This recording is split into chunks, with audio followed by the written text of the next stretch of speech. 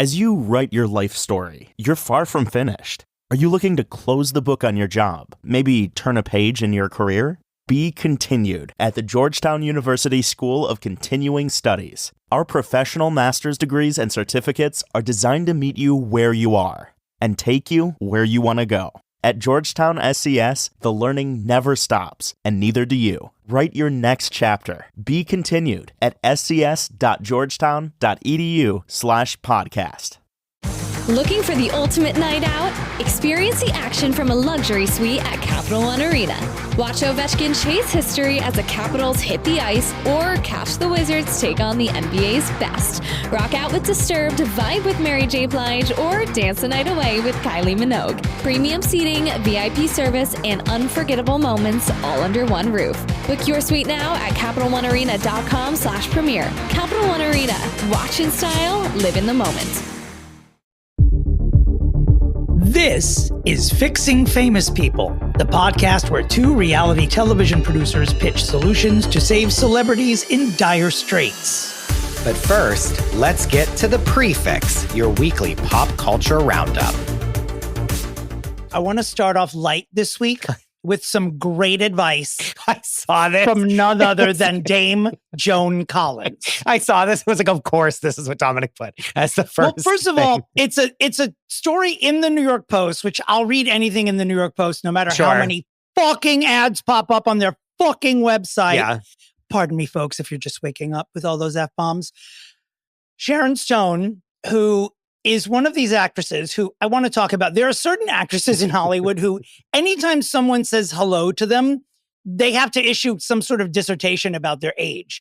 Let this woman be. Let her just be like, why? Like her, Madonna, Jamie Lee Curtis, every time they walk in a room, it's got to be like, what do you think about getting old? Are you eating yogurt that makes you shit? Yeah, what about when we saw your hoo-ha 30 years ago? It's like, leave them alone, for God's sakes. Yeah. Can she live? As the millennials ask ourselves all the time, can she live? Can she just live? Yeah. How come you're not busting Al Pacino and Robert De Niro's balls? Yeah, like they're having kids who they won't even see their elementary school graduation. Yeah. Bust their fucking balls. Yeah. How's your 8-month-old child as you enter a senior living facility? Leave the icons alone. Yeah. Anyway, long story longer, Sharon Stone, who will be on the upcoming season of Euphoria, gives an interview and reveals a story about great advice that she got from Dame Joan Collins. And some of you know that if Cher wasn't alive, Joan Collins would be hanging on the cross. She is the doll behind me in our Prefix videos that you can see on Instagram. Big fan of hers and of Dynasty. So Sharon Stone goes to Jackie Collins' house, the scandalous author, Joan's sister, several years ago. Ruh-roh. And Joan Collins gives her advice about aging. I think at the time Sharon was about to turn 40, and Joan said, there are two things a woman should never do after they turn 40. I don't be on top and wave goodbye. Now listen, the advice came from a woman. You might think it's misogynist, but I will tell you, since the moment I read that article, I have been on my back and flashing the peace sign. That's it, honey. No, thank you.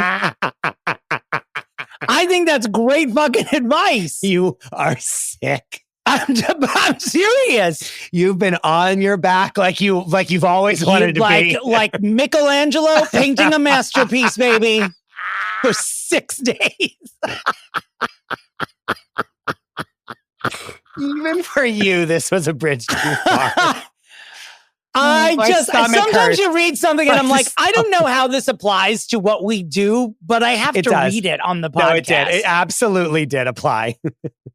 Joan Collins, by the way, who is either 90 or 91, has a big project coming. She's starring in a movie about Wallace Simpson, the woman that made, I think it was King Edward give up the throne. No. She's starring as a late in life version of her, not the current. So, because I believe she did live to a ripe old age. And last week they announced that Oscar nominee Isabella Rossellini will be co-starring with Dame Joan in this movie. But it is a major motion picture. I mean, she's looking for a cherry on this cake. I feel great. So into it.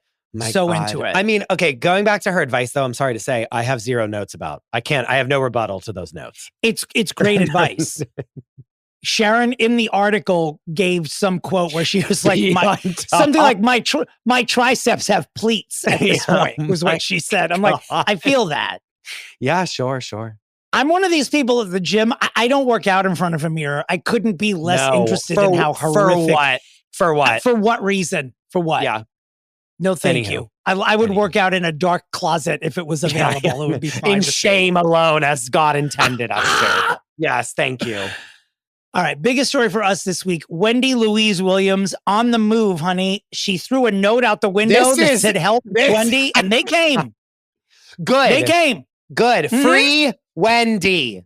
Free Wendy. So they took her to a hospital where apparently she had been wanting for a while to have an independent psychological evaluation. Yes. And she got one, and it was 10s across the board. Like, thank you. Like, you're totally fine. Yes. So Dominick, go. Ever since they put that video up that was her in that wheelchair at the son's graduation, and I was like, how on earth does anyone have this much access to her to take this video? And we realized that it was someone on her team. I was like, there's trouble afoot. And I knew it. Well, there is trouble because apparently that trip to Miami, she was sent there with no money. Like whoever the guardian is who's supposed to dole out cash gave her, for her. Yeah, what a fucking surprise. Because guess what they did with it? Spent it on something stupid. Right. Yeah. Yeah. I'm mad. Oh, I'm getting mad. She phoned in to Good Day New York, the Fox station here in New York. It's not funny at all, but it's so funny. But what was funny, horrific. And I was at the gym watching this, and I'm like, oh, there's. I love Rosanna Scotto. For life, I've loved her. Queen. Okay, hang on. Let me tell this, and then she is a queen. She's a queen of epic proportions. So I'm looking at the television from the treadmill, and I'm like, it's captions, and I'm not really paying attention, and it's just a one shot of Rosanna Scotto holding her pink cell phone up to her lavalier mic, and then I realized by reading the lower third, it's like she's talking to Wendy fucking Williams from the hospital. She's got the exclusive, and I couldn't hear Wendy's voice, but I could read Rosanna saying, I love you. We're going shopping. We've got your back. Like a whole list of and all Wendy was saying, she's like, I've got one lawyer. This is that person's name. If anyone speaks who is not this person, don't listen to them. Good. And good. Rosanna was like, so what's the next step? She's like, I got to get out of this guardianship. That's the only thing on my plate. Yes. And then after that, I can start working again. Dominick, this is a watershed moment. This is a watershed moment right here. I'm serious. This is Brittany calling into that lawyer where then she said everything. This is that. But calling into the judge. It was like, hello, sir, like blah, blah, blah, blah. And then just told her whole story in that courtroom. Yeah. No, that was That's it. This. I mean, that's this. Her throwing the note out that window was the phone call. Yes. I don't know that her calling Rose. I don't want to give Rosanna too much credit, even though she's a queen. But Wendy throwing the note out that window. And there are reporters camped outside that facility. And so before the police or the ambulance even arrived to remove her, she's leaning against the window, waving. Yeah. She knows what knows what she's doing. When she did that call, when they zoomed in on the window and she was had her phone and she was pushed up against the glass, that was when we were like, oh, she really needs to get out of it. This is, she's really trying. This isn't. And she knows. Yeah. And you know what I think would be great about this story for real is that mental illness affects so many people in so many different ways. It does sometimes incapacitate people for life, but it doesn't always have to. There is a way to live your life if you suffered through a mental breakdown or mental illness.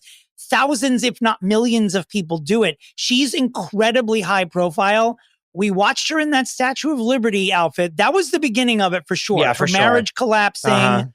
All that shit, and then she passed out, and you're thinking, Liberty, never forget ever. This is the beginning of the end, and then the documentary comes out. She is no longer the person that was even in that documentary. She is already. They probably had her on a cocktail of pills that was fucking her shit. Had to, right? You know what I mean? You want to talk Parker Posey, lorazepam?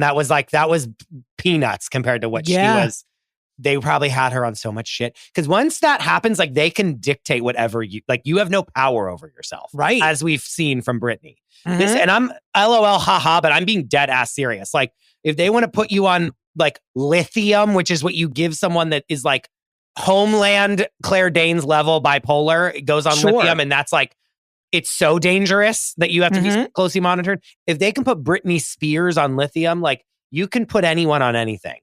Okay. And let's make no mistake about this. And I'm glad you brought up old knife happy Brit because, hey, y'all, we haven't done that in a long time. She's all quiet on the Western Front. She's just dancing and being she Britney. Still shows up on Insta. She puts it up, takes it down, shakes her tits in underwear, takes naked. it away. Yeah. Whatever. Well, we're used to it now. It's like, well, unless you're going to threaten your dog with knives, like we're not. Even then, we're kind of like, you did this before. That'll come. Yeah. It comes and goes with her. Yeah, the prayer chain's working. But make no mistake, Britney Spears walked so Wendy Williams could fly. We only know any of this to speak on it. That's it. Yeah, correct. Yep. You're right, Dominic. You're right. And I bet Wendy will give Brit credit when this is all over. She'll be like, you all only even knew what a guardianship was because of her. And let's not forget that Wendy wished death upon the parents of her. To all of them. Death. To all of them. All of them. I quote on almost every single episode of this podcast. It was about Britney and her wanting Britney to be freed. So that's, wow. Like when you really think about it. Gee, now I'm wondering, since she wished death on them, do you think Jamie Spears was somehow behind her being guardianshipped? He was like, you're going down. Yeah. I may have lost my leg, but you're going to lose your fortune, Wendy Williams. I should have done that with a Southern gay accent like Brit's dad. This is what? This is big. Like, this is really. Oh, yeah. Like, big. We keep inching closer and closer to. I cannot believe I'm saying this. Happy to have egg on my face about this. Sure. I think she's going to come back. Come back to Wendy. I think I don't know if it's going to be like the old Wendy Williams show, but she's going to come back. Maybe they give her a radio show. It's like she's coming back. She really is. Enters our foray into podcasting, Well, I think we have enough competitors. Michelle Obama, get out of my hair. She's starting a podcast. How dare you? Don't worry. It'll last 10 episodes, and then she'll be like, "Why she's did calling I do it fixing political people." Did you know that? I'm gonna kill you. No, she's not. Don't. Wait, tell me about Rosanna Scotto. I don't want to leave her. But very quickly, I can't remember who. Oh, I think it was Kate Casey. We were like bullshitting about all kinds of stuff, and she was like, "What this thing with Wendy?" Oh no, I was on the phone with her when you sent me the story where Wendy Williams is like fleeing from the plane, dropping the note. Right. And I read it out loud to her. I was like, oh my God, blah, blah. And we started talking about it. And she was like, what do you think happened? Or like, what? We're like talking. And I said, when she just disappeared from the show and we never heard anything and it was like so weird, I said, that was fucking weird. Because if she was in the hospital or if like something was really bad, like we would know. And she'd be like zooming in from the hospital being like, I'm fine, guys. Like the co-hosts are going to take care of this from here until I'm better. You know what I mean? Like she just like disappeared one day and we never heard from her ever again. And that is so fishy. You know what I mean? She would have like come out eventually and been like, I'm really sick and like can't do this. So I'm going to like have everyone. We never heard from her. She was just gone. Right. Like we need to remember that that's how this happened, But anyway. Okay. So talk about Rosanna Scotto, please.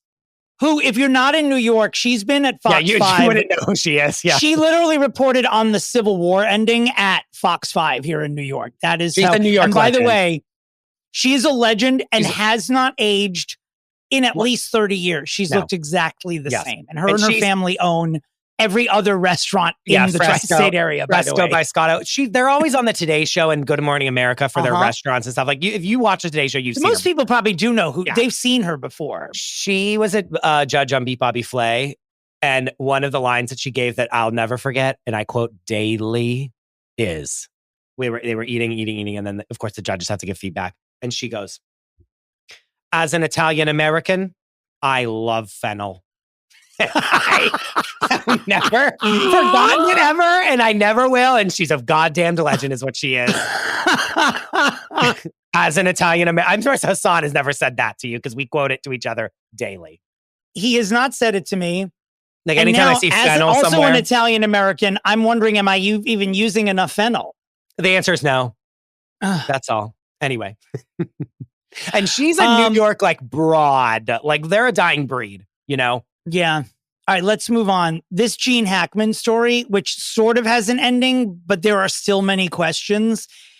It appears as though his wife, Betsy, it's called hantavirus, is what she passed away from, which is a rodent-borne illness.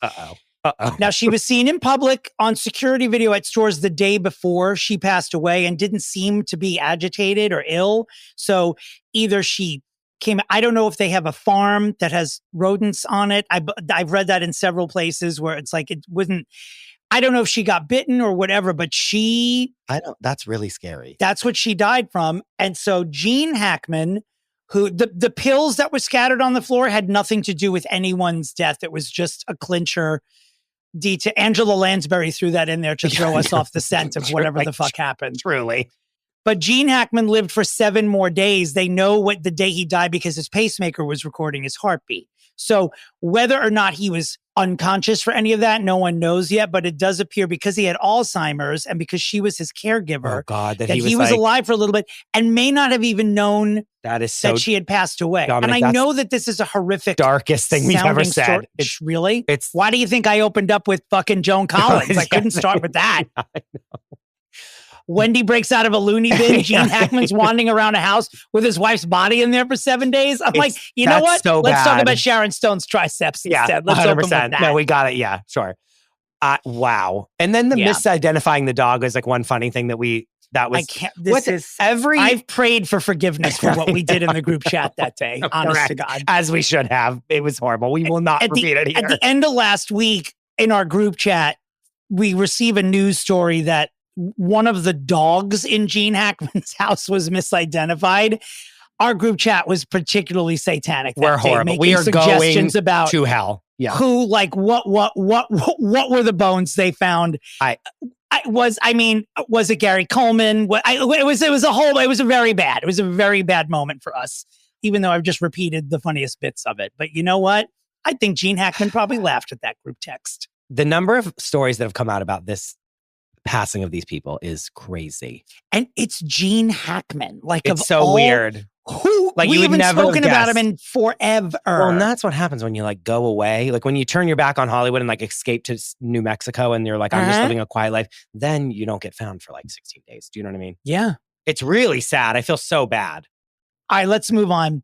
The Menendez brothers. We get a text. Speaking of from the front, we get a text yesterday from the Daily Mail that the Menendez brothers are being resentenced. Well, Daily Mail, you fucked that up. Please listen to our friend Kristen Meinzer's podcast, The Daily Fail, which will detail how often the Daily Mail fucks up. Moving along, 5 minutes later, we get text from every other news organization that says they are not being resentenced. The DA has decided they have not atoned for their crime enough and have not said the things to him that they need to say to make it seem like they're not a danger to society.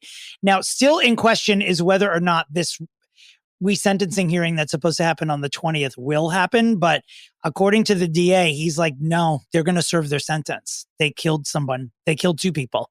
And that's it. And that's the sad part is as much as I'm like kind of in the camp of like they've served their time, like it is a hard argument to be confronted with and be able to like squirm out of, you know? A little bit. Yeah. A little bit. I mean, they've got a lot of heavy hitters on their side, though. Like, we have not heard from Kim Kardashian yet. It seemed like Gavin Newsom. I mean, we even said here last week, Gavin Newsom was organizing a committee to delay the resentencing so they could find out whether or not these guys were a danger to society. Do I think they're a danger to society? Not especially. No. Do I think they have a crime to be punished for? Yes. Yeah. No, I agree. So the question is, have they been punished enough? And the guy says no, apparently the new DA, which the new DA is probably like, come suck my dick. And if you seriously, don't, do you know what I mean? And if you don't, like, oh, you didn't? Okay, never mind. That's what this is, by the way. Look, we're also in very different times right now. And without getting political, the moment a celebrity touches something, our government's like, no. It's the exact energy they do not want, which I believe may be why Kim Kardashian's like, I think I'm going to take a back seat here rather than have the DA think that he's on a Hulu show making this decision. Sure. You know what I mean? Yeah. Who knows? So those are the biggest stories. Well, really, the biggest story of the week is this. But as far as like conflict, we've given you all the other ones. Lady Gaga album, Saturday Night Live. A+ for me for both. Same here. She fucking did it. She really did it. To quote myself a million times on my Instagram story, we are so back. The best part of that is you saying to quote myself a million times. Yeah. That should be the candle this season. To quote myself, the scent. Yes. It's great. Her sound to me has made a lot of bops. Tip to tail, it's a great album. There's that one ballad that occasionally I speed through, but sure. Her sound is matured. She is matured. She sounds super happy. The music's great. I love it. Whatever that show was where the woman says, she doesn't have the range. She has the range. She has the range, This baby. was like, oh, you want to see every single genre of pop, of like bubblegum-ish pop music, and then also these other ones, these other niche ones. Let me do it for you. Yeah. And she did one of everything. Yep. And it feels great. Her performances on SNL were amazing. She's going to get nominated for an Emmy for hosting SNL. It was that good. It was, she was so good. good. I was cracking up the entire time. I watched it this morning, and I was the one that they did with the little mouse that was being a bodybuilder, and then he dropped the thing on the guy and it sprayed all over everyone. And Pip the mouse? Yes. Yeah. And she was like, it was a mistake, right? And he puts the sunglasses on. Like, it's so dumb and like it's done a million times, but they just did it so fucking well. When they were on the luggages that were scooters, literally the dumbest thing the first ever. sketch. The dumbest thing ever. So hilarious. So funny. That Marcelo Hernandez, is that his name? You just took the words out of my mouth. He's a star. He's a star. I love when SNL knows they have a star on their hands and they start putting them in every sketch, and then other people turn up and you're like, oh yeah, you're here too. They did it with Bowen 3 years ago, and they're doing it with him now, with Marcelo. He's funny as shit. Like he's funny and he's hot. He's and really handsome. It's just, but still a comedian. Great. Do you know what I mean? Like when people liked Andy Samberg back in the day, like, and they were like, they had crushes on him. It's that. He's great. He's so funny. And it's that humor of SNL that it's like bad on purpose, like to be a parody of itself kind of a thing. He does it so well. When Mikey Day came out as Lord Gaga on the news, so dumb. I stood up. I was laughing so hard. And when he started insinuating to Colin Jost that anyone whose wife made more money than them was like a pussy, loser. Yeah. It was great. It was so just, good. It's great. 50 years that show's on television, and we're still talking about it on a pop culture podcast. Fucking amazing. They're best when they like make fun of themselves. Mm-hmm. You know what I mean? And they do. When Bowen and Lady Gaga were singing together and doing that weird like dance thing. Twice they did it. But the one that they did was just like, so stupid and had no reason to exist, but it was just so funny. What about the sketch they did where they were attacking you and the way you speak personally? Yes. It was the Chris DeRosa. Like, don't say slay anymore. Don't say. Oh my God. Not this, which is what I say every day, all day. Yeah. Not this, slay. They even threw period in there, which I was like, back off. You can't. Because I've adopted that from you and I can't stop saying it. Yeah. No, they're right. I mean, how many comments on this show are people like, Chris says like too much and I say, I'm a millennial. There's nothing I can do about it. Period. But I love that it's all millennials in the sketch shitting on it. Yes. And they're like, what are we supposed to do? Right. Well, not only millennials, but among the people in the sketch were the millennials that drive this language forward immensely. Like Bowen Yang and Matt Rogers use all of the phrases in that sketch on Las Culturistas liberally. Half of the younger ones aren't even millennials; they're Gen Z. Right? Like, right? We keep saying millennials, which is like my generation's cross to bear, is that we get blamed for everything. We should call them Zennials then, right? Sure, I guess. Ish. But like Gen Z is Zillennials, whatever. But like everyone's like millennials. And I'm like, millennials are 40. So if you're complaining about a 23-year-old, you're not complaining about a millennial. I know. There's just so much animosity attached to the word. They'll probably. Yeah. There are teenagers now that are being referred to as millennials. Yeah, 100 million %. Yeah. And I'm like, I'm about to be 35 years old. Like, this is not my peer. Anyway. You know, we didn't really speak about this season of Traitors too much on Fixing Famous People. It's not that we didn't love it, but it just didn't come up. It has finale'd. If you don't want to know who won, you have 15 seconds while we deliver general thoughts to fast forward by a minute. This is the first season of the show I've watched. I'm looking forward this spring to watching all the other iterations of it. I loved it. I was not happy with multiple people winning in the end. I feel like there's got to be a device to weed it out, and it's got to be. They have to decide that they want to do it or not. Yeah, I don't like that. It's got to be one person, and everyone else needs to be pissed off. Well, normally, what I'll say to you is that this season it was fine, whereas in other seasons, like people have turned on each other. Like it has been a dramatic ending until this season. It was the only disappointment. Sure. Which, if that's true, then is it that disappointing? The reunion was great. enough spice, enough sparks, Sure. and good to see everyone in a room. This cast, it's like Lawrence of Arabia seated in the room. It's truly like, I felt like Andy Cohen's head was going to pop off at one point. It had to spin around so much. Yeah. And my last thought on this, which I hope is not controversial. I know there are some people that will be mad, including me, a friend of our pod, Natalie Katona. But sure. I have this to say. Okay. Oh yeah, sure. I know it's free Tom Sandoval. I've had enough of all of you. Yeah, he's douchey. Yeah, he cheated on someone. But you know who else cheated on someone? If not you, a person you've been with. Enough. This guy cannot absorb all of the animosity for every single person who's ever cheated on someone for the rest of eternity. And everyone is still rolling their eyes and being an asshole to him during the reunion. You know what? This is a reality star in a way that some people on the Traitors cast are simply not. Tom Sandoval turned the simple act of making breakfast into viral, memeable reality content. He's who you want on a reality show. So everyone like trying to shun him. Give me your password and let me look at your texts and your browser history if you want to fuck around like that. I get that he cheated on someone that you love. That's boring, yeah. But honestly, yeah, I don't want to say, you know what, I'm not going to say anymore because I don't. We did it. Leave him alone already. It's been 2 years. Leave him alone. His being an asshole has made a lot of people a lot of money, a lot of fucking money, and given certain people opportunities they wouldn't have had if he wasn't such an asshole. So he's paid enough. And the reason I'm even saying all of this is because he embarrassed himself every episode of the show. So it's like, did he? I was going to say because I want to have sex with him, but did he really? Can he be embarrassed at this point? When he got like eliminated and was like, I was a value to everyone. I was like, you are insufferable. And I was like, perfect. Yeah. That is his charm, though. Like, that's his charm. And it's funny because him singing the song and then what Britney Spears' husband going, horrible singer. Like, incredible. Singer. I mean, I'm not coming for Britney, but you dare. You know, Tom Sandoval's a bad singer. Okay. Stop. Thank you, Sam. Stop it.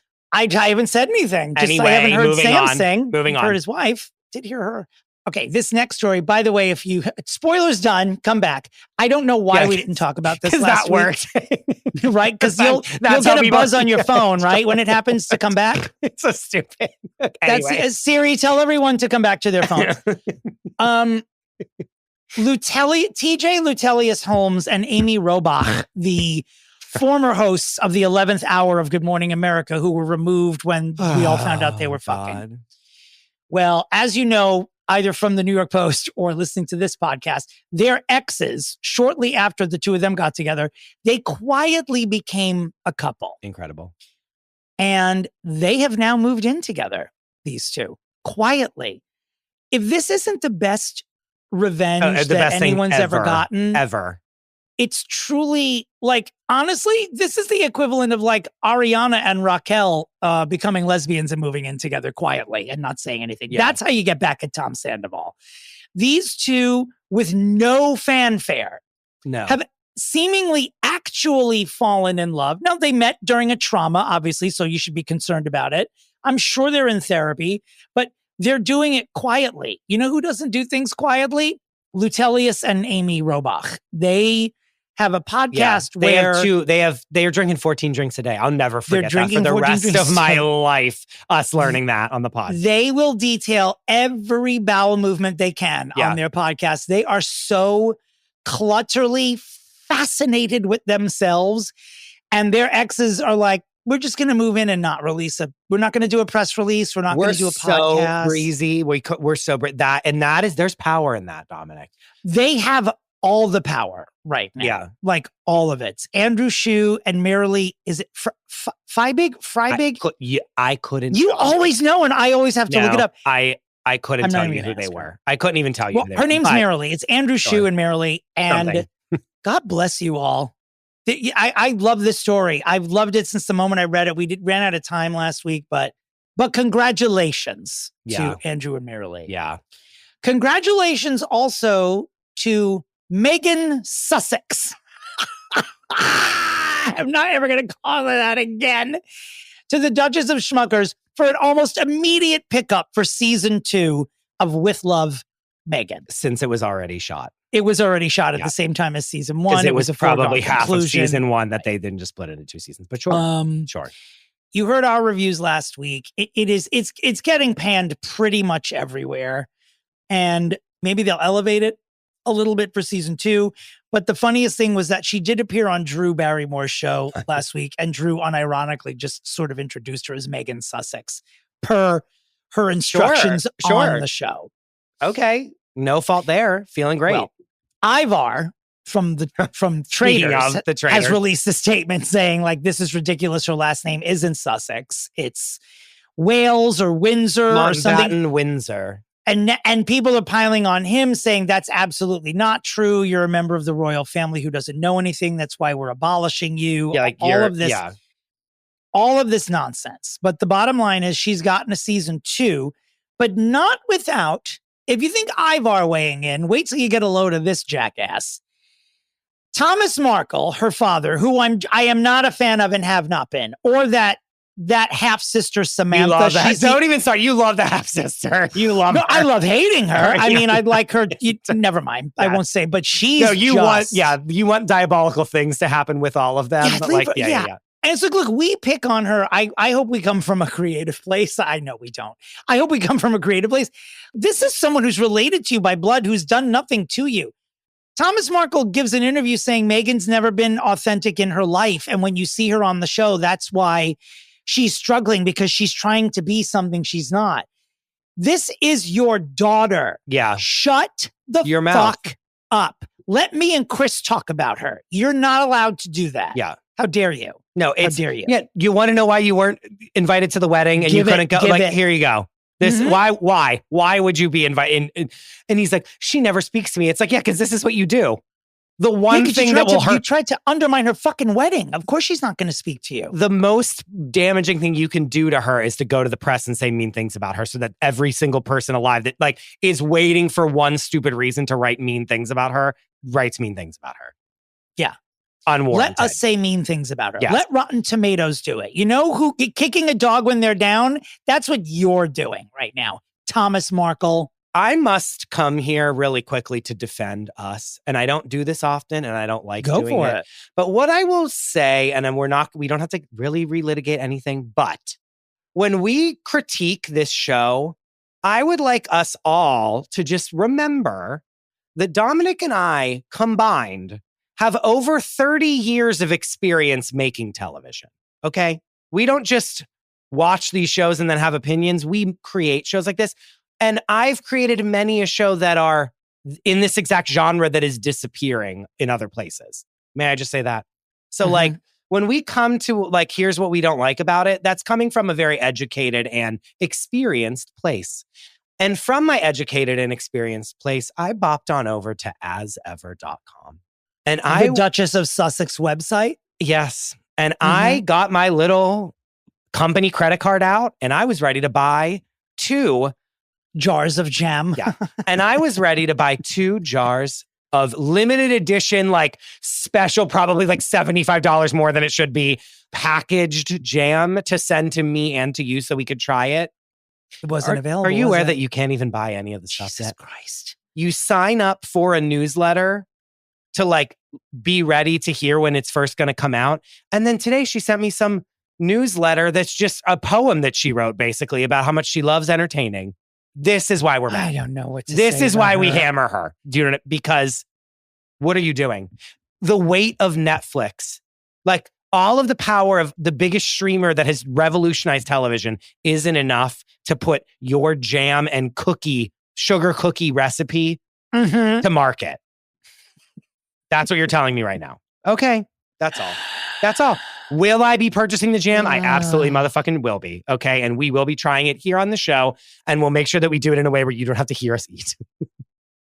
And for all of you that do love hearing Dominick eat, I'm slowly pressuring him into doing an hour-long YouTube mukbang video where we talk about prefix stuff, but are just eating food like the world's ending. Would you like that? Why am I balking at it? Because I don't want to eat all that food. I know, but I'll have to throw. If we do it in a vomitorium style, I was going to say that we throw it up afterwards, but that's horrible. We cannot hear that. let's offline about it. Okay. And I know there are people out there that are like, there aren't people that like hearing him eat. There are. Of little face. There are. There Dozens of people have written saying of sick people. Dozens of people have said shit along the lines of like, I feel like I'm at a diner with my friends when I hear Dominick chewing on this podcast. Yeah.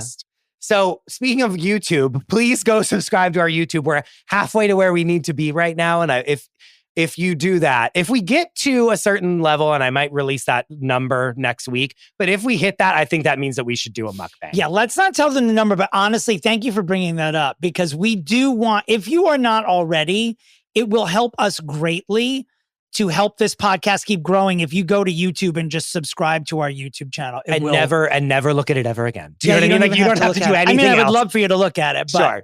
You know, it would just help us greatly because our podcast, we have several fun announcements coming up in the next couple of weeks, which are going to blow your clit off. Oh, there's one. I should have chosen a different phrase. That sounds painful. Yeah, it's going to blow your clit off. But yeah, we're just trying to make everything better and funner and funnier. And there's some good stuff coming. So please go to YouTube and help us do that. And if you want to watch us eat gross things and like slurp a noodle, we'll do it. You know what I mean? We'll like that's what I want it to be. I have a bowl right here of tuna and cucumber with a little balsamic. Maybe I could eat that. We could eat tuna. Dominick. It's right here. I'm not even joking. I'm holding off eating because we're eating. Recording. We're going to eat tuna melts on the air. And P.S.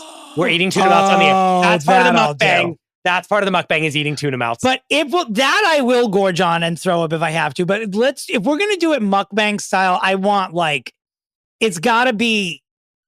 It's got to be like a hero. It can't even be like white bread. It's got to be a hero. Yeah, Jersey Mike sub that's like huge. It's got to be pizza-sized bread. Yeah. No, and there's like 6 of them. Yeah. Okay. Well, I have an announcement. Well, I have another announcement that I had the best tuna melt of my whole life. Where? The Jackson Hole. This definitely is more important than the Jackson Hole Diner with Margaret Josephs. We had one, and her and Joe went here in New York City. No, in Jersey, up by her. Okay, we are going. It's the best tuna melt you'll ever have in your whole fucking life. It was so really me, her, and Joe had it, and I was like, I've never been here. She's like, you've never been here with us? No, we sat down, we ate the tuna melt. Okay, and Dominick, it blew me away. I'm curious to see how it compares to the best tuna melt I've ever had, which is at Gracie's Diner in Leeds, New York, upstate. That was my favorite. It's a contender. I'm telling you. Did you have a tuna melt when you visited me in Leeds? Yes, and it was really good. It was the best until a couple of days ago. We're going to go. We're going to do all things. Wet. That could be a YouTube video. We record things. See if you subscribe. We could be doing that. That's all. Anyway, sorry. Your announcement, Dominick. This is something that in a strange way, I feel like affects us all. Gwyneth Paltrow is in menopause, folks, and her symptoms are out of control. Goop is truly collapsing in on itself right now, I'm sure. She is in what we will call here goopapause, obviously. Yeah. She's in the thick of it right now. She's going to be so insufferable after this is over. Well, apparently, her OBGYN has advised her that her symptoms are out of control because she's medicating herself with alcohol too regularly. And that is something that makes menopause symptoms exacerbated, is alcohol. So for all of you that are planning on going through menopause or menopause, as it were, try to stay off the sauce while it's happening. She is going to be like, Goop which is impossible. P.S. Be ready. Goop is going to be like, all about menopause the minute that this is over, by the way. Not that she's gonna, it's going to be menopause virgin cocktails. It's going to be a whole bunch of nonsense. Like she's going to have a line of like the vagina candle is going to look like nothing compared to what's going to happen when she is like gets her head right finally and is like, time to go. Oh my God, I can't wait. Well, I look forward to this 12-year journey with her because she's going to be one of these people who it's going to drag on until she's 75 because she's going to make it. And she's going to act like she's the first person that ever went through menopause ever. As far as I'm concerned, she is. She's the first person going through goopapause. And I believe that they will rename menopause goopapause in a medical journal because of her contributions. Remember when you called her Gwyneth? Well, we still don't have confirmation that that's not the actual pronunciation. The trailer for the second season of The Last of Us is finally out. I feel like the show has been off since COVID started. Because it has. And I'm so excited because I loved it. But the problem is, whenever I read an article about The Last of Us, my brain only hears This Is Us. Yeah, and sure. I watched this trailer stoned and I thought, and you're like, where's Chrissy Metz? I'm like, Mandy Moore is going to eat Sterling K. Brown at a certain point. She's a zombie now. Sure. Yeah. I wish they'd named it something else. I never watched an episode of This Is Us, by the way. Not a single episode. Not one frame of it that wasn't a preview. Like on it. It's crazy. I watched like 5 minutes of one episode and I was like, oh, this is a show that wants you to cry every week. And I cry enough. Like, I can't do this. I know we're like, we need to go. I tried to watch Beyond the Gates, but the camera work of it was like, I was like not in the right place. And I was like, forgot what it looks, what a soap opera looks like. And it looks like shit. And I was like, oh, I can't do this. It's too crazy. But I was like, from what I saw, I was like, oh, I would get so addicted to this. It's not even funny. And I need to not do it. I can't do it. I have a real I when I'm ready to talk about it on this podcast, I will. Today is episode 12 of it. I watch the show every morning now. Beyond the Gates is what we're talking about. It's CBS Daytime or Paramount Plus. Yeah, I'm going to withhold all my, if I'm watching it every day, you know that I love it because I don't like to waste my time. Sure.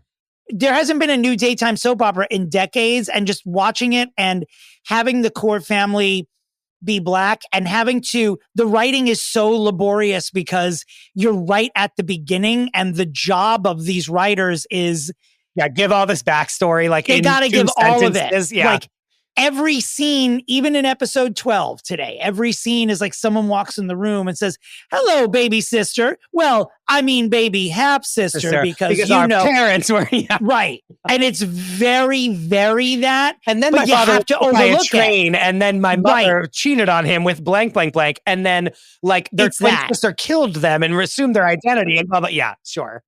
If you're going all in on this project, you have to overlook it because they have to be able to grab new viewers all the time. It is definitely a dying genre of television, but it's so entertaining. It was what I saw. I was like, if I keep watching, I'm going to be like truly smooth brained, like eyes watering and just being like transfixed by it. And I was like, I need to get out of here. And it was I watched the first 5 episodes in one sitting, and it was, I don't want to say transformative, but I woke up the following day and it was a weekend day and I was mad that it wasn't on. Oh God. Tamara Tooney from SVU is the matriarch. She's great. I was like, Dupree. And you needed her. You needed someone that you really know. Like we know her, you know, even if you didn't really watch SVU that much, you're like, oh yeah, I know this person, you know, and she really grounds us there. It's good. It is. Yeah. I don't even know where to begin. This family, I can't. The 2 heads of the family are basically Tina Knowles and Martin Luther King and their have I already talked about this here before? You have. I apologize, everybody. I just can't. Having a daytime soap in your life is a full-time fucking job. Yeah, if you're a fan, it's like, I'm nervous about all the stuff I'm going to miss. Like I had to watch White Lotus today because I couldn't get enough of Beyond the Gates. Sure. Which we'll talk about White Lotus more in the a la carte, but this past week in the a la carte, in White Lotus, when Parker Posey's daughter, when Parker Posey said, has anyone been taking my lorazepam? I just refilled my prescription. And when her daughter said, how many lorazepam do you need for a week at a wellness retreat? I was laughing so hard I had to pause it. A lot of people are not liking this season of White Lotus, so they're saying it's moving too slowly. I feel like it's beautiful and moody, and I feel like when the other shoe drops, we're going to pass out. I think we'll talk about it. I understand the grievances, but then I also I am enjoying. We have a lot to talk about on the a la carte today. A lot of Housewives stuff. Randy Glanville's face is not in good shape. It's gotten worse. Tamra Judge has quit Real Housewives of the OC. Again. Atlanta premiered. There are new celebrities that are being folded into the Diddy drama, and it's Broadway season, if you want to call it that. Like there's something opening every day between now and Memorial Day. It's Tony season, and I want to see so much of this stuff. but it is so motherfucking expensive. Like this time of year, Mark and Adam, my two best friends, and I, we would like 2 times a week go to see shit, front row stuff, and it was all reasonable. This past week, Denzel Washington in Othello broke a record for the highest grossing sales for a straight play in 1 week. And you're thinking, oh God, it must be sold out. No, the average ticket is $360. Sure. Yeah. Yeah. Whew. No, I know. Why do we do this to ourselves? Because it's great. I mean, you walk out of a Broadway show, even a bad one, and you're like, that was great. Yeah. Live entertainment, no matter what, it's still, but that's a lot. Maron. Yeah.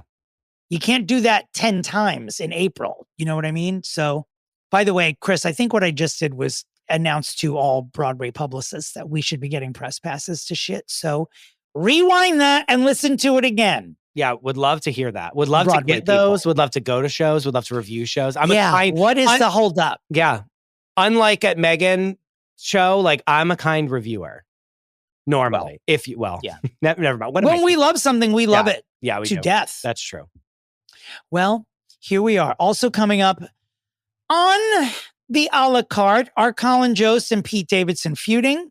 There's more casting news in the Harry Potter series from Max to announce. And remember when Nicolas Cage's son hit his mother last year? I think we talked about it here. He physically assaulted his mother. That case is back in the news again. We'll tell you why. Jesus Christ. We'll end on that cheery note. Don't hit your mother ever for any reason, really, even if she hits you first. Stop it. Nick Cage's son and all of you.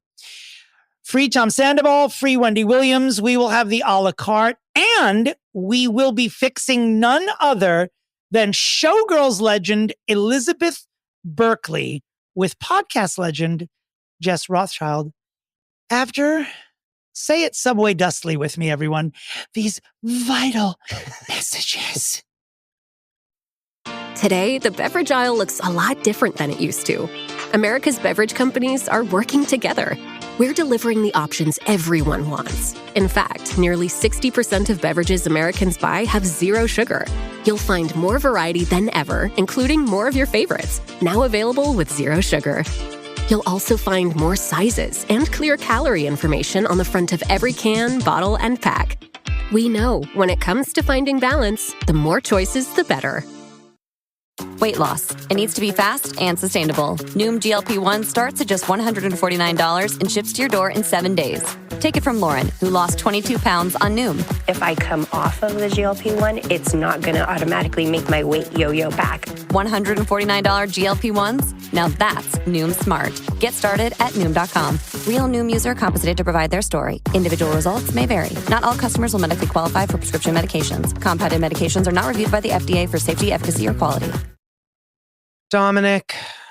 Christopher. You know her. You've been roommates with her. You know her. Dare I say you know together. her better than I know her at this point. Honestly. I don't know. I mean, at this point, there's that possibility. We have vacation together. We had a date on this past Saturday night.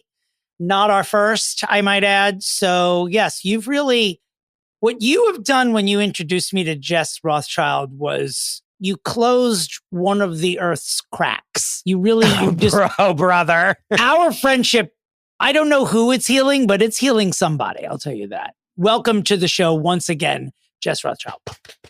You forgot to add that we've actually cried on each other's shoulders. Oh, brother. Oh, brother. I mean, am I lying? Months ago, and then went to dinner Saturday night and talked about the same people that made us cry during the summer because they're still doing it. They're rearing their heads.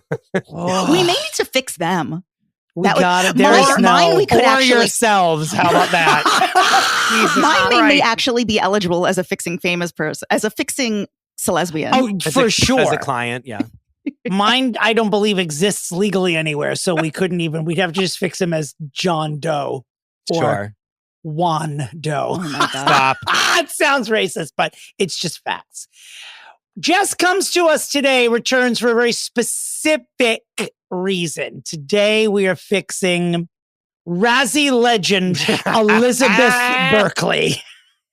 Which, by the way, requested by None other Jess than Rothschild. Samaya McMullen herself. Oh, you're kidding. She was like, I need you two and Jess Rothschild to fix Elizabeth Berkley. Thank you so much. Like, I forget what the exact text was, but this listener clearly must know my work well, because it's not like I mention Elizabeth Berkley every week, but I've done very specific Showgirls focused episodes. Yes. And she is absolutely in my oeuvre. And as soon as that request came in, I jumped on it. You were like, done. Yeah. You were like, what day? It was such a primal instinct. It was like, how have we not thought of this? How did we not do this? How was Ellen DeGeneres the first one we did? This should have been my first idea.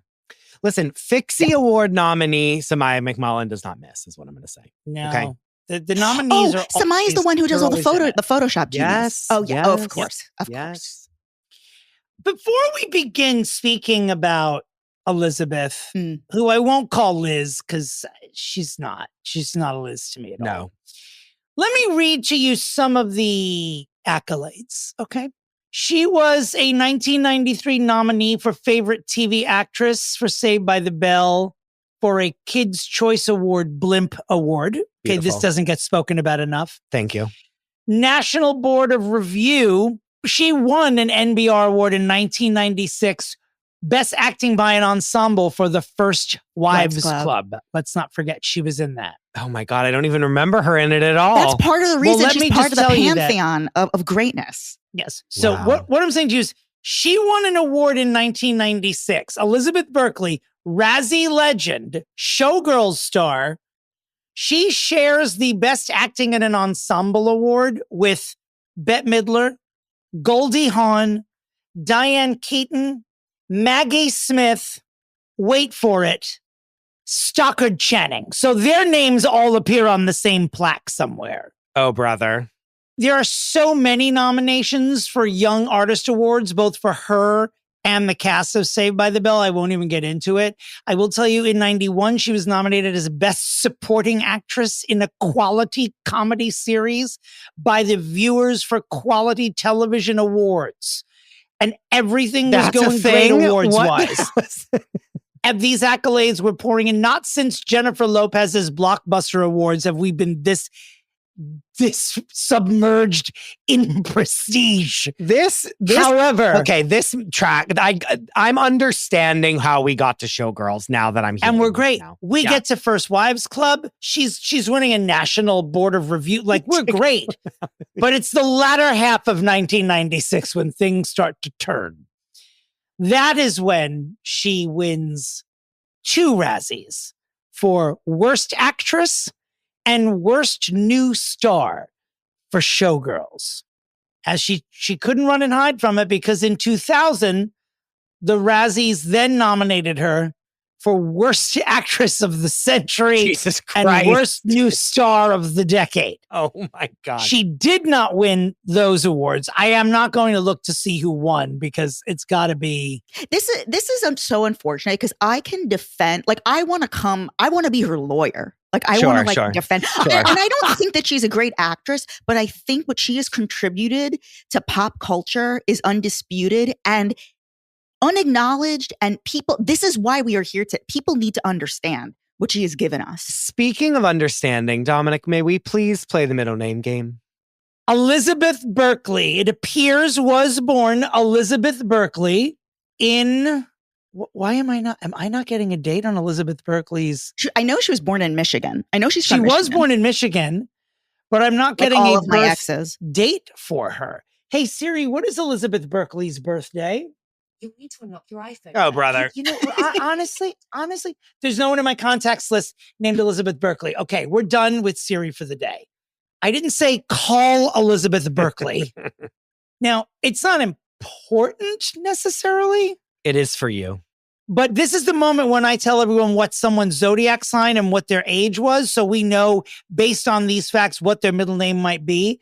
And I could be imagining things, but I believe Elizabeth Berkley has had her birth date wiped from the internet. Oh my God, you're right. She doesn't have a birthday.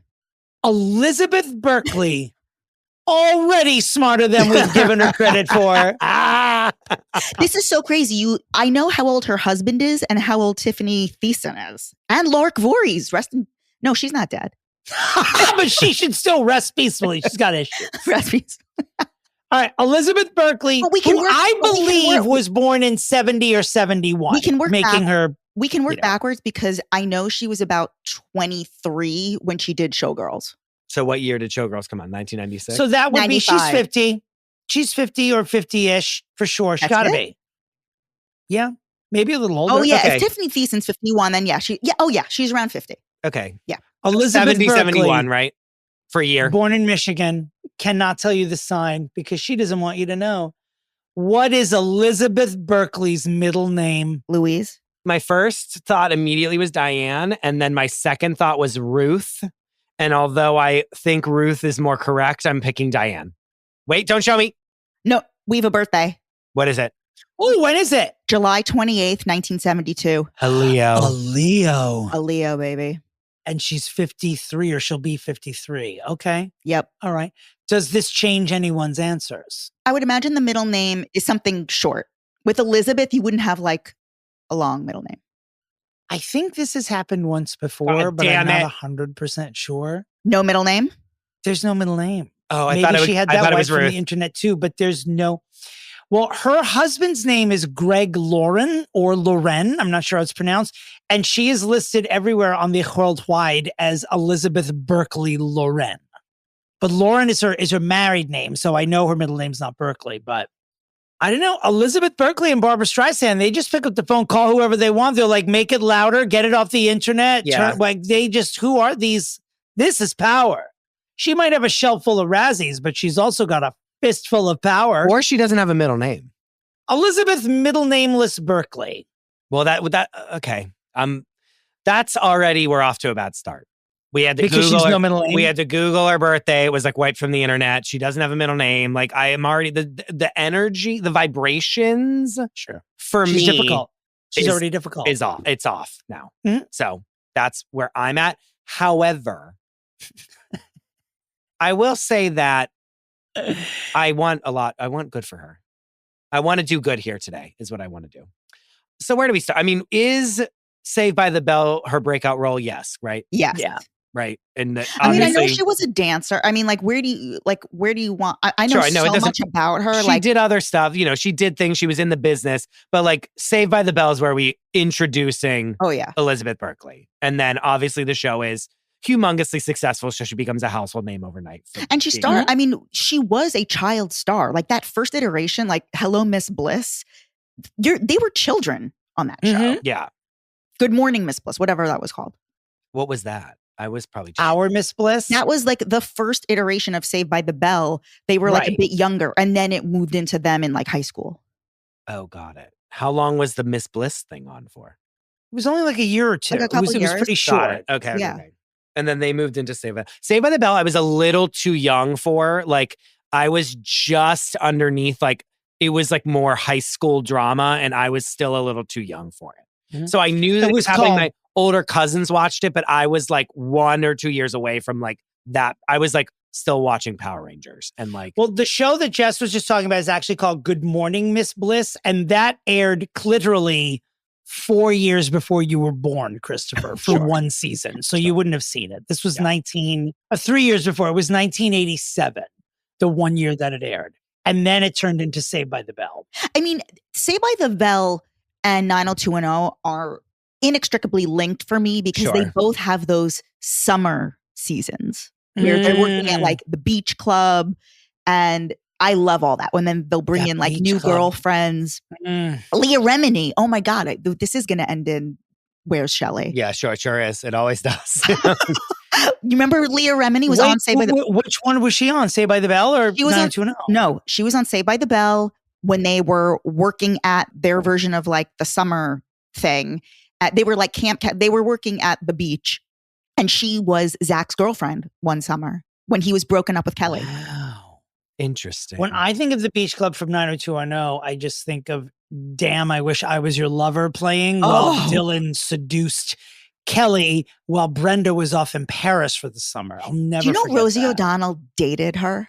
Who? The singer of Damn, I Wish I Was Your Lover. Oh my God, here we go. This is the whole episode. Get ready. I thought you meant she dated Jenny Garth. I'm like, why? What? Who sang Damn, I Wish I Was Your Lover? Sophie B. Hawkins. Yeah, they dated. Wow. Interesting. All right. So we have her in Saved by the Bell. She's part of this kooky ensemble. Her claim to fame on that show was this storyline where she was taking those caffeine pills and she was a drug addict, basically. And she just had like a spin out episode where she lost her mind. And then starts crying. Yeah. You're not thinking to yourself, when the man who created Basic Instinct wants to out-filth himself, that this would be the person he would choose to star in Showgirls. But he did, and we are all the better for it. Yeah, we sure are. Is Jessie Spano not the Miranda of Saved by the Bell? Ouch. I don't know. Ouch. Isn't there a direct lineage there? Yeah, kinda there is. I don't know. Because she was like the serious one, the studies. Like she would grow up and become the lawyer of the group. Miranda-ish. Probably. Miranda-ish. Yeah. Still like to fuck. Yeah. But I mean, well, and given that Elizabeth Berkley then went to the L Word, we could say that she likes girls as well. If we want to like really be like, well, I can really break that down as to how she wound up on the L Word. There is a whole science to that. We'll get there. We'll get there. Okay, so Jess, tell us a little bit about like how does Showgirls come to be? Like they write this script and then what? I'm sure that's like some cockamamie story. Okay, so Joe Esterhaus and Paul Verhoeven were the people behind Basic Instinct and several other movies from the day. And several other movies, but their big breakthrough, of course, was Basic Instinct. Sure. And this was their follow-up to Basic Instinct. That's and fucking Basic crazy Instinct to think about. Was a huge success.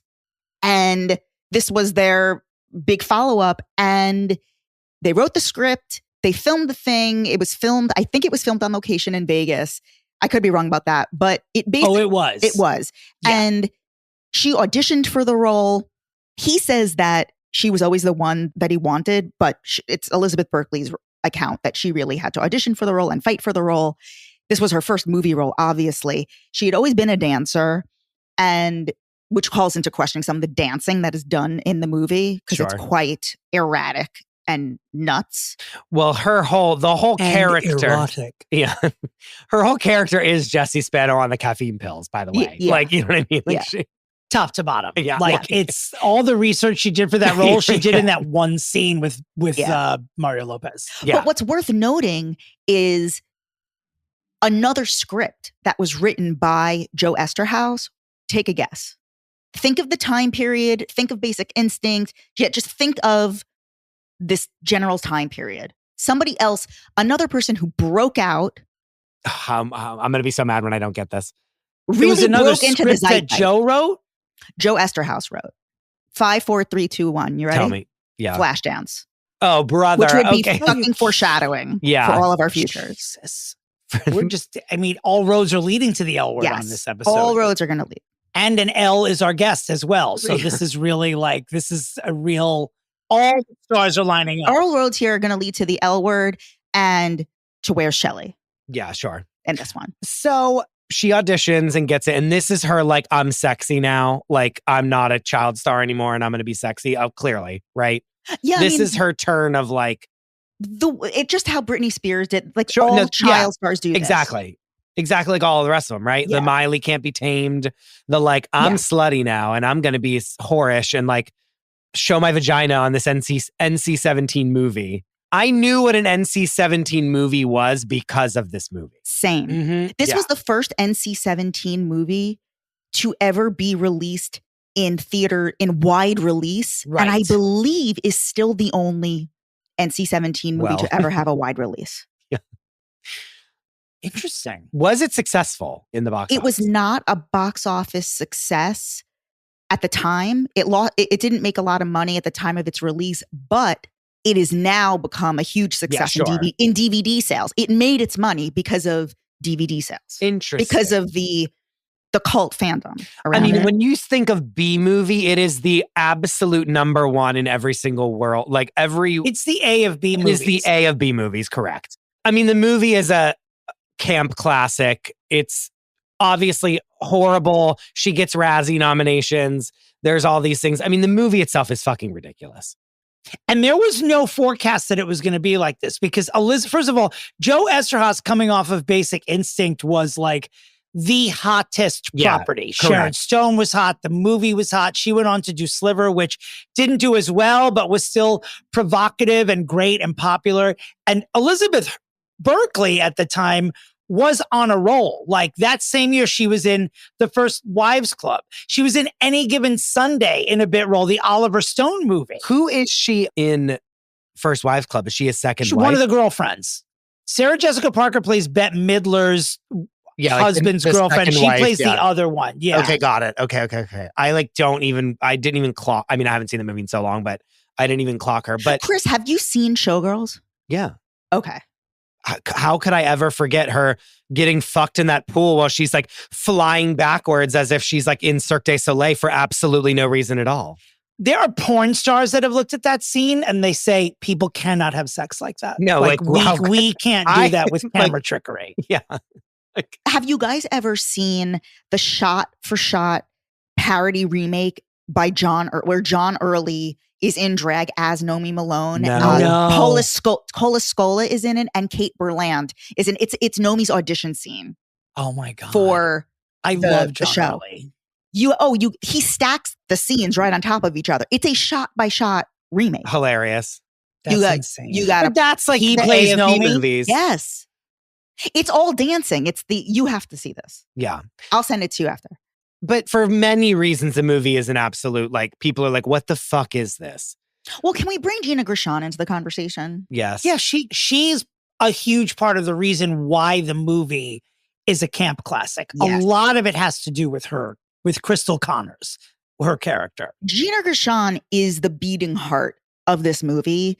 And she's the one who like grounds it in some semblance of reality. At least Gina Gershon, the actress, she claims that she knew they were making a piece of shit, but who really knows what the truth is? She could be just trying to save face. Well, she was like really acting like a person versus like not really. That whole doggy chow scene. I know, but like even I'm at least she lives in reality, whereas. What's her name? Every time Nomi like doesn't get something, she's like, I always remember whenever she like puts her head on the car and she's like so upset. And it's just like, you mean like, where are you from? Back east. Where back east? Different places. You mean like that? Yeah, exactly that, Dominic. Yeah. Like, just like when it's like, okay, up level the emotion, it turns into, again, Jessie Spano on caffeine pills. Like, which apparently is exactly what Paul Verhoeven, the director, wanted. Like the guy with, the guy with the red hair in the movie?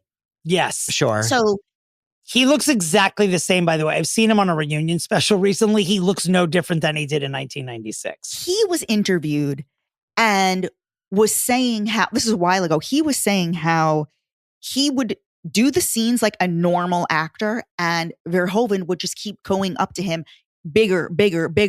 And then he would do a take that was so completely outrageous. He thought there's no way they can use this. And then they used every single one of those takes to make the movie. That is the whole movie. Which, by the way, like, I will say when you were saying like, oh, Basic Instinct was like such a humongous hit. And then she was on a roll. That to me is a recipe for disaster. Because they're all like, no matter what we do, everyone's going to love this. Because when I tricked Sharon Stone to not wear any underwear in Basic Instinct and uncross her legs and filmed her vagina without her permission, everyone loved it. So there's no way that like everyone will love when I show Jessie Spano's labia minora and majora here at this movie. Do you know what I mean? Like that's right. Like that's what I'm seeing. And everyone's like, yeah. And like, exactly to your point, Jess, like the guy you're talking about is like the choreographer. Yes. Yeah. Where he's like, you stupid dumb bitch, you fat bitch, like dance, right? You know what I mean? Like, that's who Cole portrays in. Of course. What a surprise, by the way. Yeah. Yes. And everyone should watch You Don't Know Me, which is actually not a great document. It's a very strange version of what we would call a quote documentary. It's like they had no fucking footage. Yeah, I wanted to watch it before, and I was like, well, I'm sure Jess saw the whole thing, so she'll just tell me exactly what I need to know. Yeah, it's not good. Only if you are a Showgirls super fan would you get anything out of it. I mean, it's basically what we're doing here. Sure. Okay.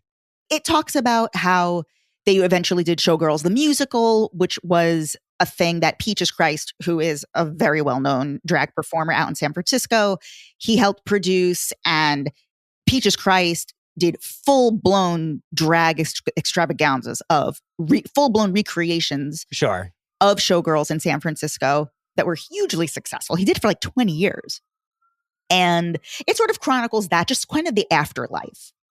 I'm going to say something about Elizabeth Berkley and Showgirls that I have previously said about Dame Faye Dunaway and Mommy Dearest, which is that I have seen both of these movies dozens of times, especially Mommy Dearest. When I tell you that there was a year in college where I put this movie on every night when I went to sleep, and I know the script backwards and forwards. I feel the same way about Showgirls as I do about Mommy Dearest.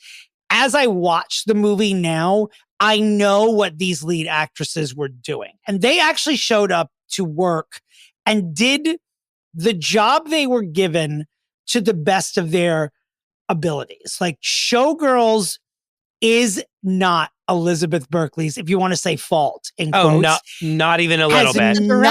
It's the director's fault. You look at her and you know the backstory that she's been given, not all of which is even revealed in the movie. I mean, there are aspects of Nomi's past. I can't believe the reference with which we're talking about it, but for real. There are aspects of Nomi's past which are not revealed. You have to fill in the blanks yourself about why she reacts so strongly to violence and power and kind of all that other, like obviously some bad shit happened to her that you never find out. But she got the assignment and actually did it. It was just that everything around her. And also the director. Crazy. The director's job is to be like, hey, you look insane when you did that time. Mm-hmm. So let's now make you look like a person. You know what I mean? Like, I need you to dial back the emotion of blah, blah, blah by this much. Like, not bigger, where then she looks like a fucking crazy person. And then that's what we get in the movie, like you're just saying, Jess.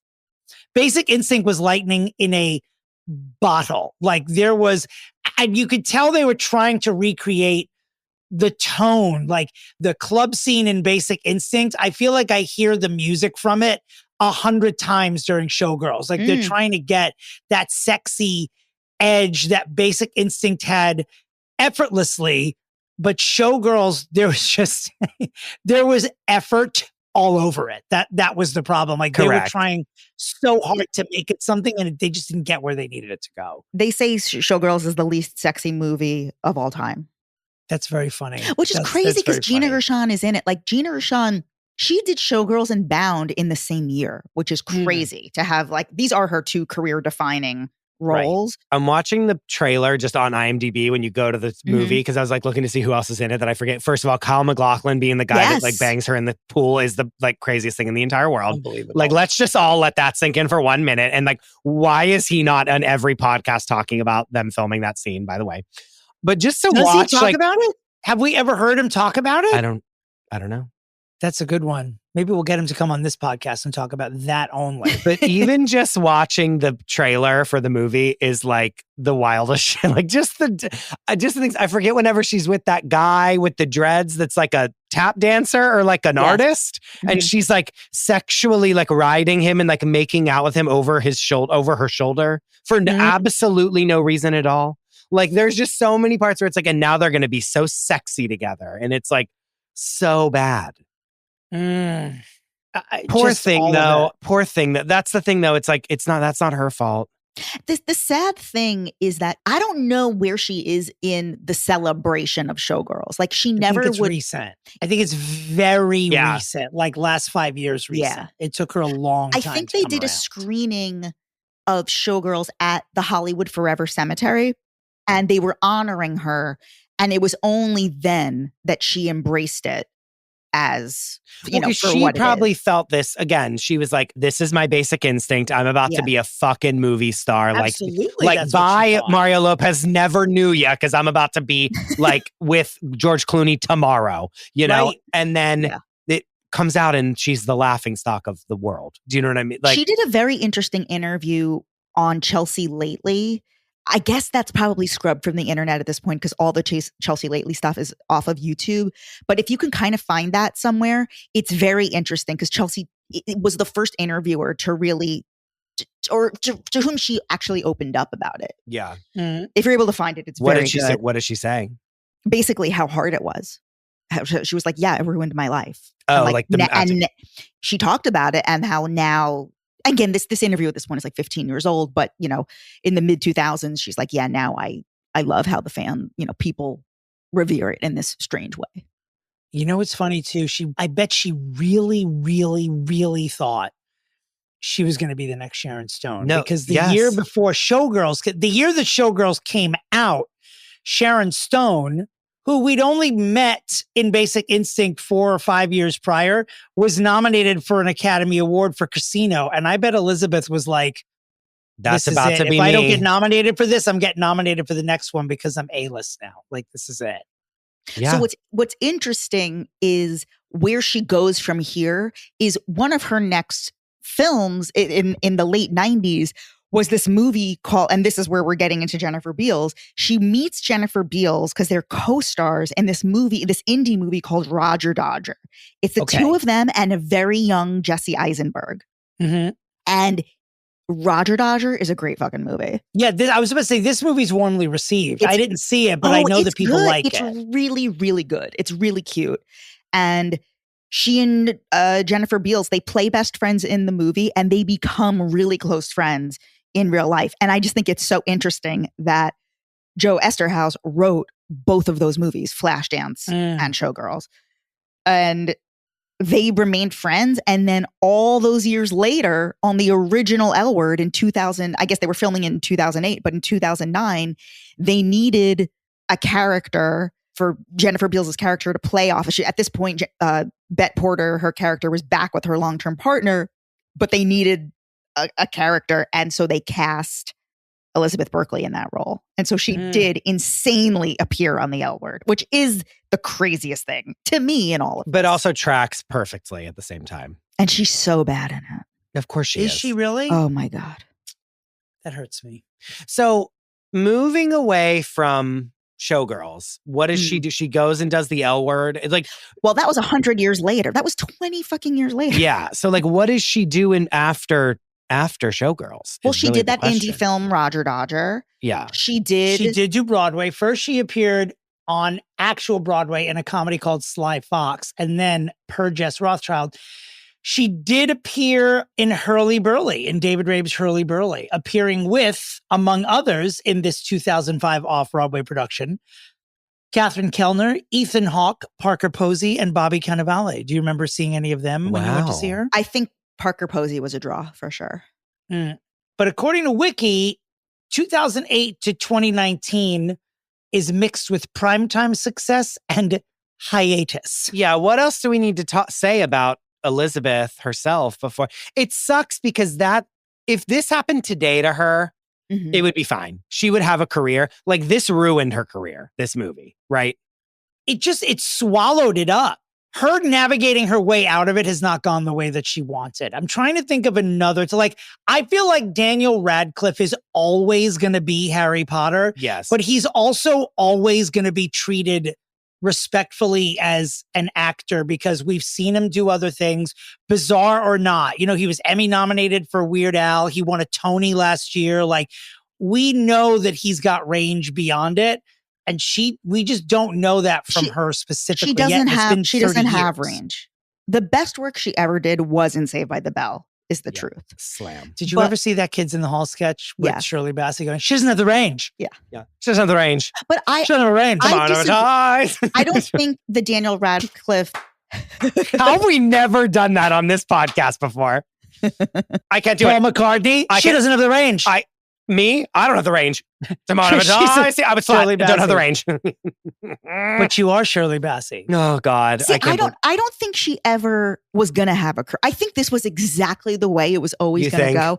Yeah, because if you look at the cast of 90210, whatever happened to Jason Priestley, whatever happened, Shannon Doherty had charm. He's in my basement. Like, these people never really had another project. Yeah, like Shannon Doherty had another project. It was Charmed. Like, it wasn't like she was then. No, but she's an exception to the rule because she did have another show. Yeah. Where's fucking Lark Voorhees? Where's everybody? I mean, I guess Mario Lopez, he's the one who made it out of there. But because he's like a correspondent. Yeah. Yes. But and you're right. Like, anyone else from Saved by the Bell, none of them have careers. Gabrielle Carteris became the president of SAG. Yeah. Right. True. Yeah, I guess. Yeah. I think those shows just weren't built to make stars. I mean, Mark Paul Gosselaar he became somebody, but it's very hard. And it's really hard for the girls. Like Tiffany Thiessen, she moved on to 90210. It's the same thing. That's a parallel track. But even so, like it's like she's whatever. Like she didn't do anything that great. Not after that. Not after those kid shows. No. But I will say I am impressed. Like I do like that she's been with the same guy the whole time. I don't know if they have kids, but it seems like she has a stable home life.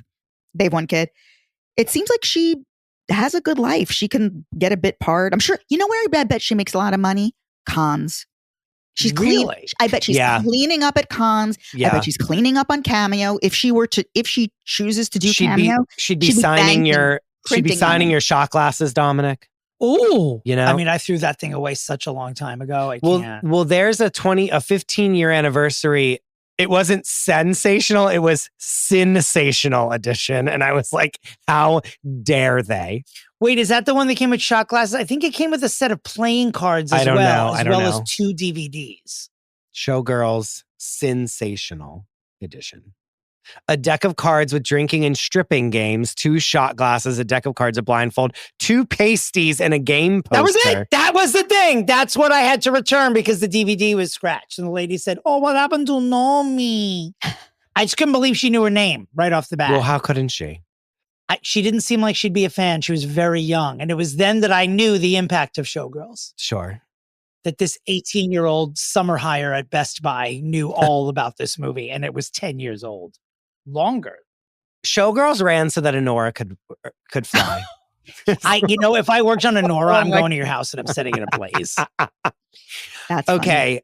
Funny. All right, we got to enter the arena. We are on the red carpet. Okay. Mario Lopez has already interviewed us. We've got to go inside and do these pitches. Christopher, if you need time to pray about it. No, I haven't. Please do so. This is a mini meditation guided by Bombas. Repeat after me. I'm comfy. I'm cozy. I have 0 blisters on my toes. And that's because I wear Bombas, the softest socks, underwear, and t-shirts that give back. 1 purchased equals 1 donated. Now go to bombas.com/Wondery and use code Wondery for 20% off your first purchase. That's BOMBAS.com/Wondery and use code Wondery at checkout. Elizabeth, Diane, Ruth Berkley, Loren.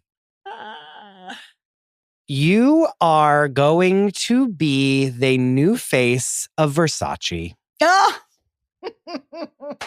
You are not an actor.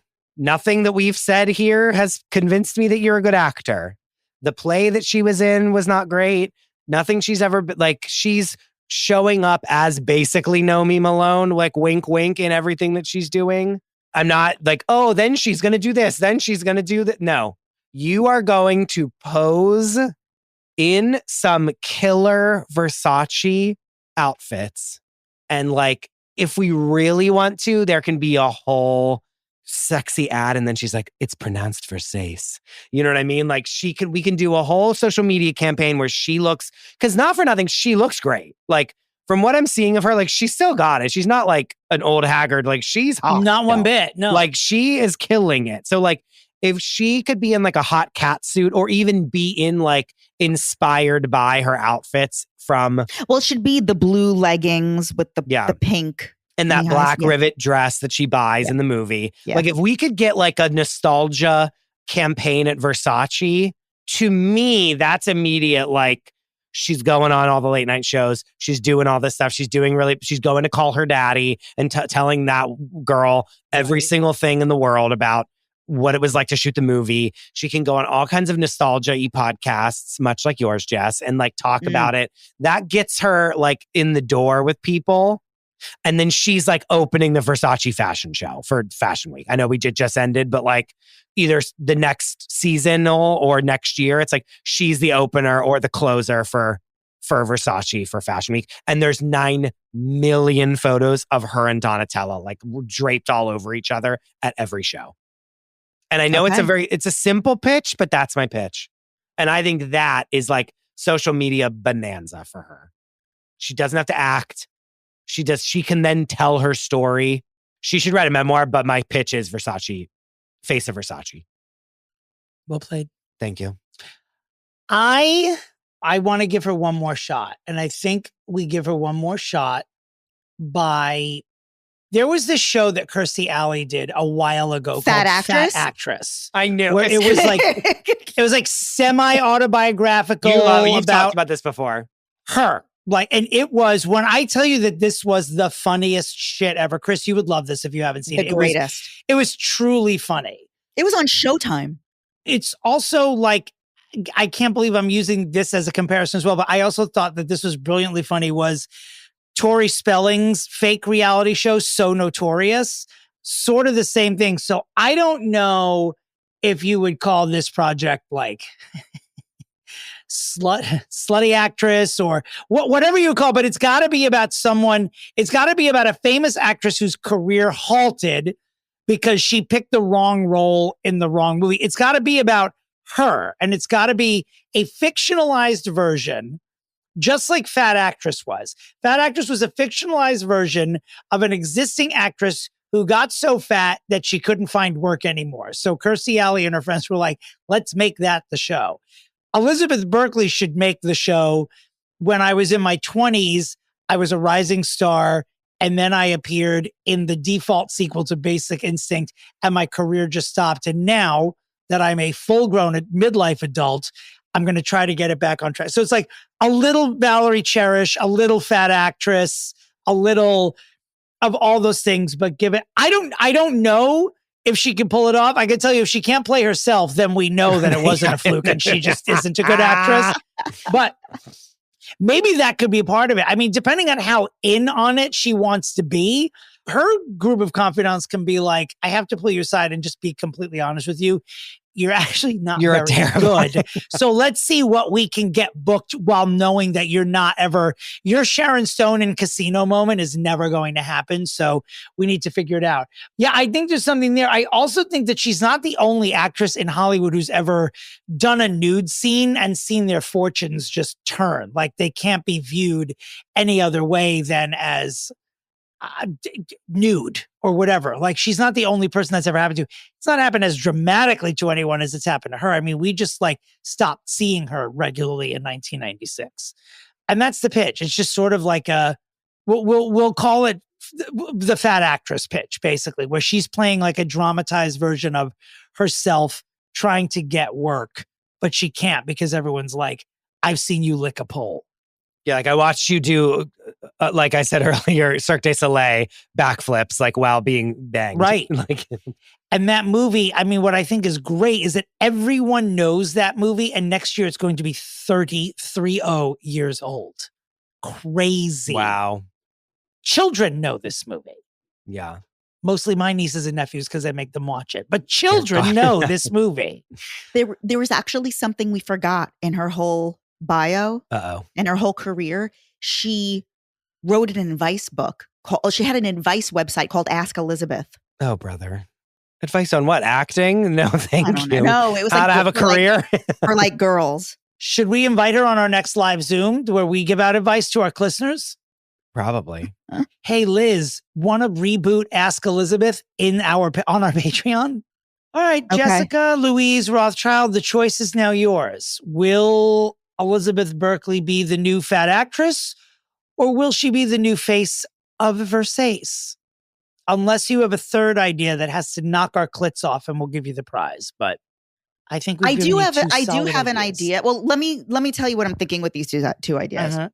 I actually like the Fat Actress idea more, but she won't do it. Sure. She is going to do the Versace campaign. Mm-hmm. She's not going to do the Fat Actress. Too much work. She doesn't want to work. Slam. But the other one she likes, and she'll take it.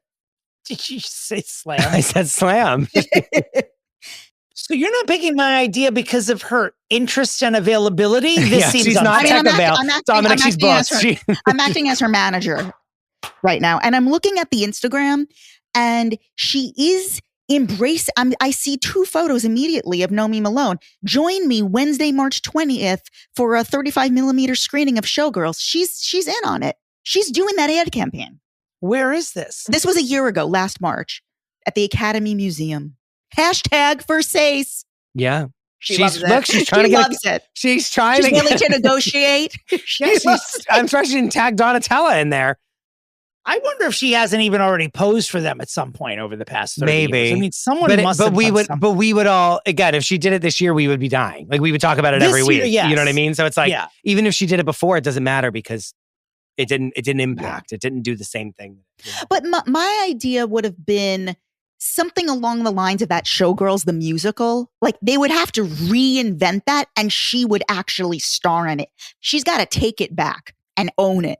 Yeah. And she would be. But in this version of it, she has to star as Crystal Connors, not as Nomi Malone. See that? Okay. That's part 2 of my idea is she has to collab with Gina Gershon. It's got to incorporate both of them. What if they switched parts? But she can't. No, there's got to be like a young upstart in the role of Nomi. And is there an older female character in Showgirls? I can't think that Gina could play. Oh, Gina Gershon could play Mama Tits, and fucking Elizabeth Berkley will play Crystal Connors. Here's the thing. It's too on the nose. What? Bringing back the musical is like too on the nose for me. Then something else with the two of them. It would be like a new project or some kind of, it would be something with the two of them. May I suggest a regional touring production of On Golden Pond and they're a lesbian couple? That's just begging you to do to bring out On Golden Pond. Berkley, Gershon, love letters on Broadway. Do it. The Odd Couple, perhaps? Ooh, I'd watch them in The Odd Couple. Actually, oh my God. Do you think there's a world in which you would go on Real Housewives of Beverly Hills? No. Many people have pitched this before to us for people, and I think it's too. Two of Gina Gershon's greatest co-stars, Jennifer Tilly and Elizabeth Berkley. They'd have a lot to talk about. But like, that's not for Bravo. That's just for me? That's for you. Do you know what I mean? Like, it's like they're going to talk about that and not Kyle and Dorit. You know what I mean? And know what I'm saying? Like, yeah. All right. Well, Chris is the winner. And I'm not trying to poo-poo your idea. I just think it's too on the nose for what it is. If it was them starring in something else, like the Showgirls, the musical to me is so like death becomes her as successful. So let's do this now as that, in my opinion. Well, they'd have to like, what if they actually, because like, isn't Showgirls all about Eve? Like in a way, like essentially, what if they actually remade All About Eve? I think they should remake Showgirls. In their same roles, but like, and just it be new, but them be older characters, like what you're saying for the musical, but like it's a better version of Showgirls, and it like it will be bad, but like it would be splashy with them changing roles, like with her in Gina Gershon's role, and then Gina Gershon in somewhere as Mama Tits, or maybe she runs the strip club. It's so interesting with them remaking. You know, they've remade Scream a million times. They're making another I Know What You Did Last Summer. This is one property that is an automatic moneymaker. Yeah, we'd all go. Even if it's terrible, we'd all go see it. It's strange that no one ever, or maybe they're just like, like it's strange that no one ever remade this. Because it's like too messy. The press of it all is too messy, you know? Well, it's bad. Like the story, it's gonna be hard to use that screenplay and that story and not have it be bad. All right. So I win, you're saying? Yeah. She's doing it. Oh, Dominick has been defeated. I have been defeated. I have to say 2025 has been my year on this podcast. And I need a win. I need a win. This is your first solo win of the year of our Lord 2025. Oh, fuck. I need to get my fucking head out of my ass. I think I won 3 times. Then we had like a tie and then 3 NAs. God damn it. Okay. I needed this win. Thank you, Jessica. You're welcome. Wow, this has been a whirlwind, if I've ever heard it. Jess, tell everyone where they can find you. You can find me on Instagram, JessXNYC. And my show is Hot Takes and Deep Dives. And that's really it for now. Working on another project that I'm sure I'll come back here and promote. Oh, yeah. That's the it minute for now. that the minute you can talk about it. I'm sitting on something that I'm working very hard on. And then when that's out, I'll be shouting it from the rooftops. But for now, follow me on Instagram. You'll be the first to know. Dominick, where can people find you? My website's Domentary.com. My socials are at Dominick Pupa or at Domentary. And I hang out at the Duplex on Fridays at happy hour. Chris, where can the listeners of this podcast find you on the whole web? You can find me at the Chris DeRosa. You can find the show at Fixing Famous People. And you can find the Patreon at patreon.com/fixingfamouspeople. I wish you both well. And as always, where is Shelley? Goodbye.